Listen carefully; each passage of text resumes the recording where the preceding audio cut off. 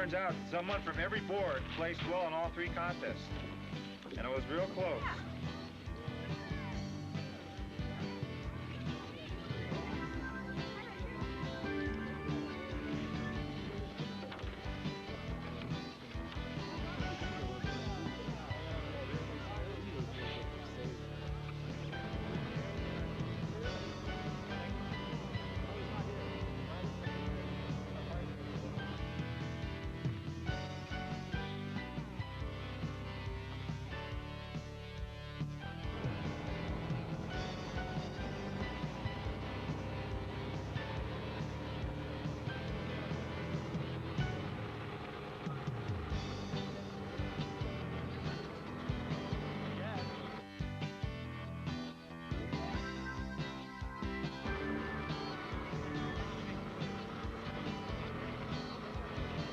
Slush is way better than hard pack for ski boarding.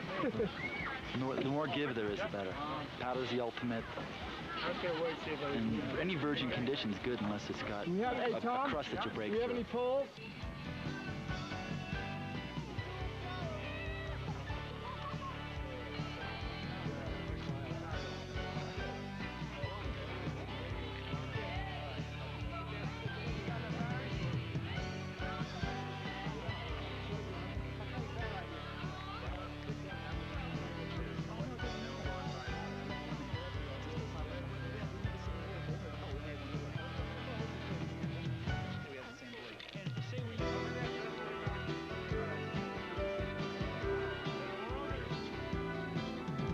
Snowboarding was so much out of the mainstream that even while skis had edges and P-Tex and a lot of technology, the snowboard guys really didn't want to have anything to do with skiing.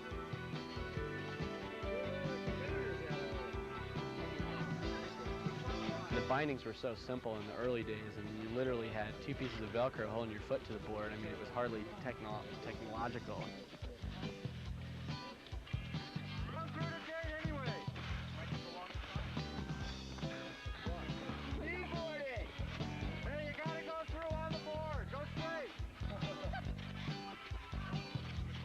Only Tom Sims, one of the early pioneers, would have a board even with edges or P-Tex.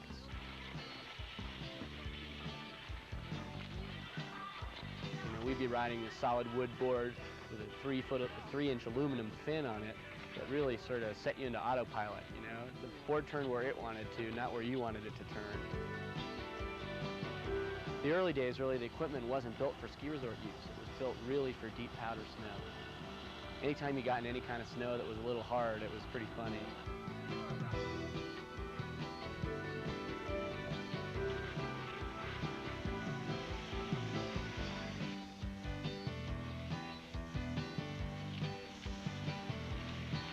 Just a slalom race, people would fall 10, 20 times before they got to the bottom of the run. It was quite amusing.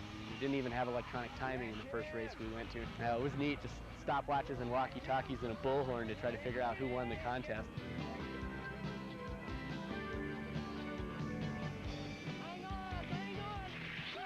The fins are right here. They're aluminum fins made out of aircraft alloy. They're real tough. I've ridden this board for most of the year, and you can see it's still in real good shape, totally rideable. Front foot goes in this binding right here, and then your back foot tucks underneath this back binding. So you've got enough leeway there. The back binding's different from the front binding so that you can adjust your stance to suit your style or whatever type of riding you're doing, whether it's in deep powder or freestyle, whatever.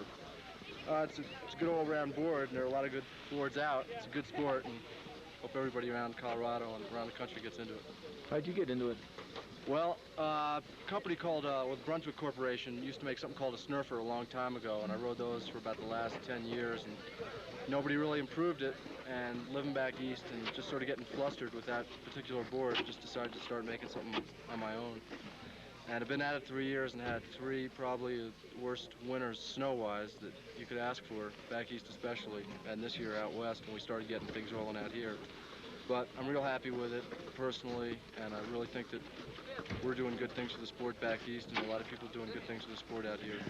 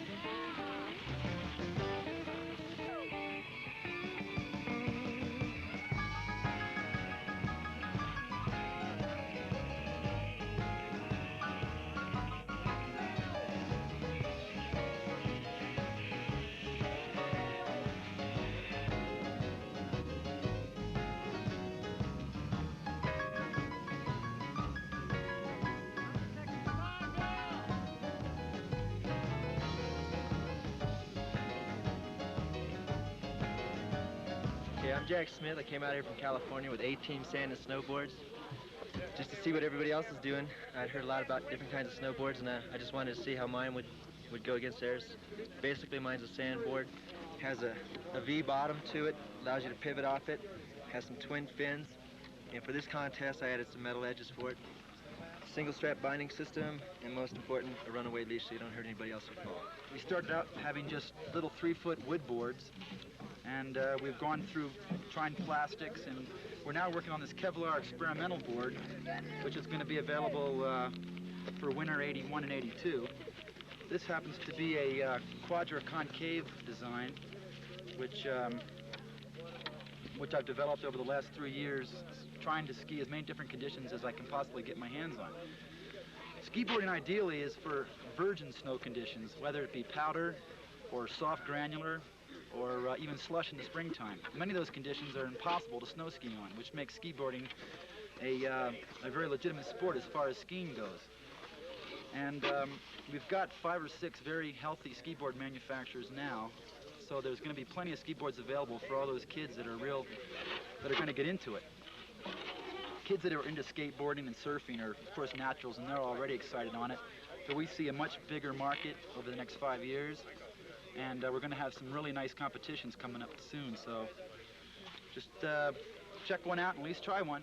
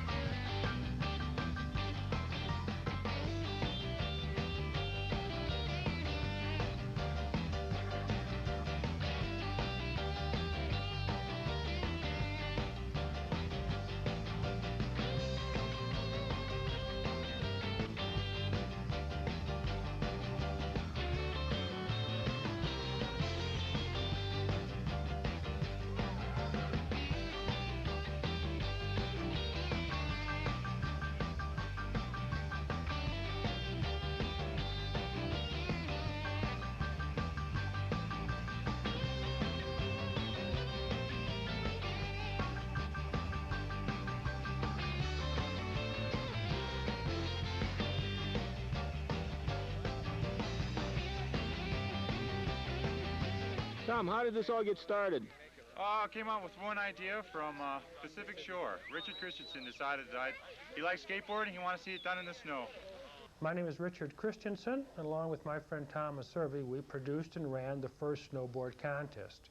What our efforts were to help legitimize the sport by giving it a contest. We invited people from around the country who were involved in the industry to participate, and almost all of them did show up. It was very difficult for us to convince a ski area to cooperate with us, but Ski Cooper took on the challenge and helped us a great deal by offering us all the assistance that was necessary for us to produce a contest.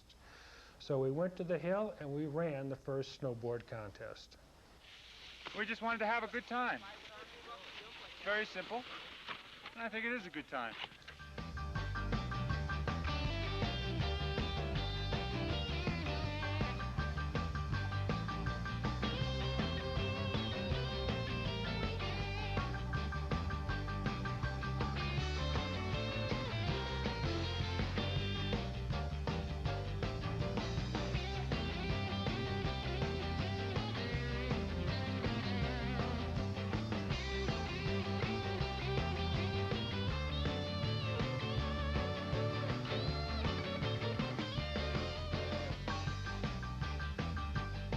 What's the matter, George?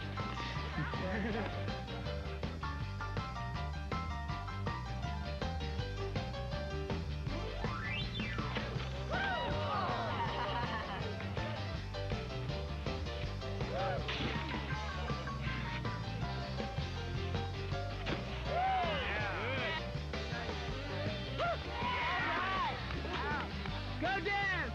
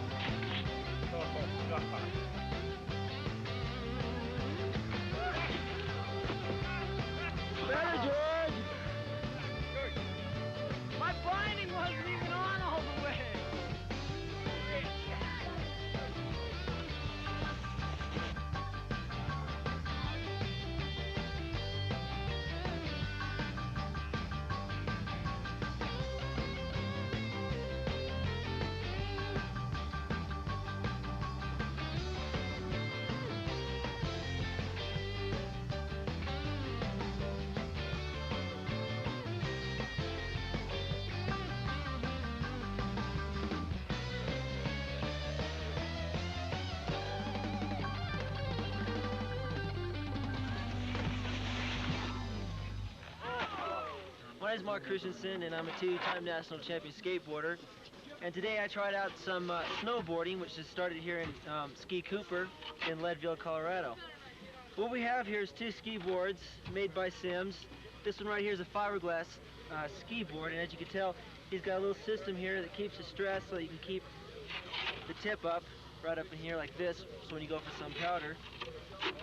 It's also got a twin fin configuration down there. It's also got a swallowtail, and the swallowtail will give you kind of a more cut when you go to cut from side to side. The sport's a new sport, and a lot of more inventions are going to need to be improved on, and a lot of innovative things on the boards. Now let's go over to this one right here, and as you see, we start out with a piece of plastic which has a contour and shape which divides one side of the board from the other and helps you to move through the snow smoothly and carve from side to side. It's also a good idea because if you're a skateboarder, you can also take your old skateboard and put it on the board, and it's an excellent idea. And it's also being improved on today, and it's being changed. As you can tell, this one has kind of a single fin right down the middle, which is a little different from the twin fin that you can see right here. Now the binding system's a little different on these also. You have two straps to help your feet stay on the board a little better. You also have stops on each end because of the way that the things pull your feet in, it helps you better. And this one's becoming more instinct because it's just a one strap, and it isn't holding on too good. Although you can put anything in this board, you can use screws, bolts, you can use almost anything to try and grip your feet to the board. And on here, the board has to be made with a kind of a surface to hold your feet on. And that's the difference here in the two Sims boards, as you can see. Okay. And back. It's a great sport. More people ought to do it. Are you from That's Incredible?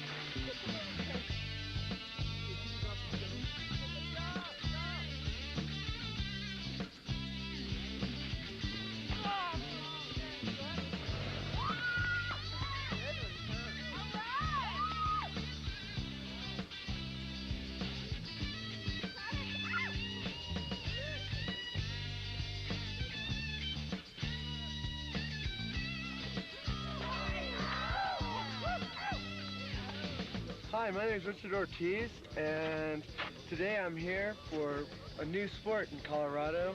Well, new to Colorado anyway. It's called skateboarding, and it's been around probably not very long. It's innovated probably from surfing. As you can see, we have a long ski board here, and what it does is what we try to have a surf-like effect on the snow. And with this, we could go in and out and do powder and try throwing a few tricks here and there. Let me tell you a little bit more about it. What we have here is a strap here that goes in between the feet to keep the feet on the board, to keep it from sliding off. We have a little grip tape, well, it's not grip tape. What it is, we have a little bit of protruding things coming out here to keep the feet from sliding off the board. As you can see, we got a little bit grooves in here, so we can determine when we turn from inside and out the board that we can determine which side we want from the other. And you can see here, these fins really help out. Great deal.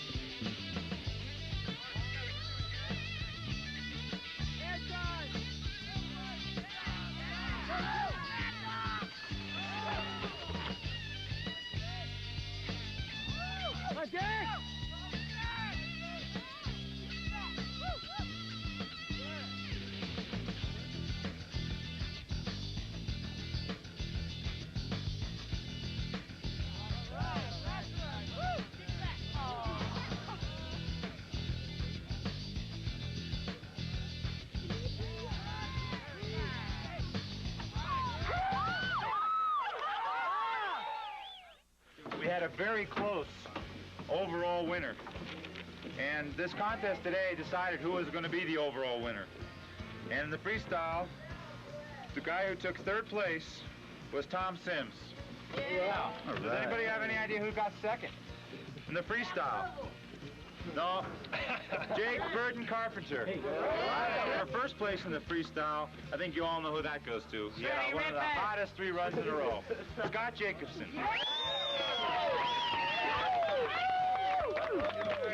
All right, Scott.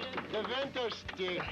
Congratulations. Thank you. Out of the overall winners, matter of fact, the same 3 people I just mentioned. Third place overall went to Jake. Yeah! And he got 4. And he got 4 points. Okay. Thanks a lot. Overall. Second place went to Tom Sims. First place, and the guy who won the freestyle, Scott Jacobson. You won that? All right. Congratulations. Picked up a big one. Came all the way from Utah. Have a nice tune ride home. My audio back. Nice. Let's hear it for Winter Stick. Yeah. Let's hear it for all the boarders and all the stickers. And it was a great time, and hopefully in the future we'll be able to get something together more professional, more high tasks. And I think the boards are coming a long way with, all the boards are starting to be more advanced every day, and so should the performance.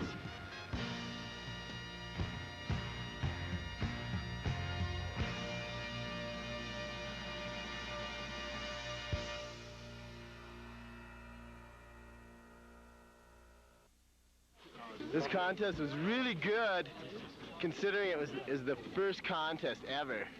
In the history, snowboarding is relatively, early in its stages, but this contest will open up a whole new thing for next year. Because next year we're going to be able to do something where it's going to blow minds on ABC, Wide World of Sports, in really hot places.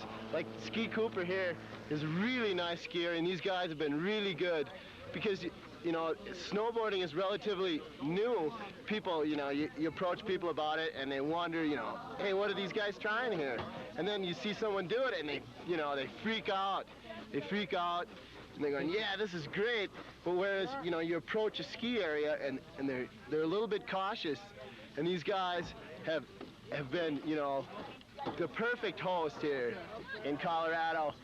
They have a really nice little ski area here, and it's great. It was pretty nice sticking here, but I'd like to see snowboarding and sticking reach the greatest, you know, ultimate high performance level, like pro surfing. You watch a pipeline movie or something, and you're standing on the table at the end of the movie, and we have the same potential here in snowboarding, and it's gonna happen, and it's really fun.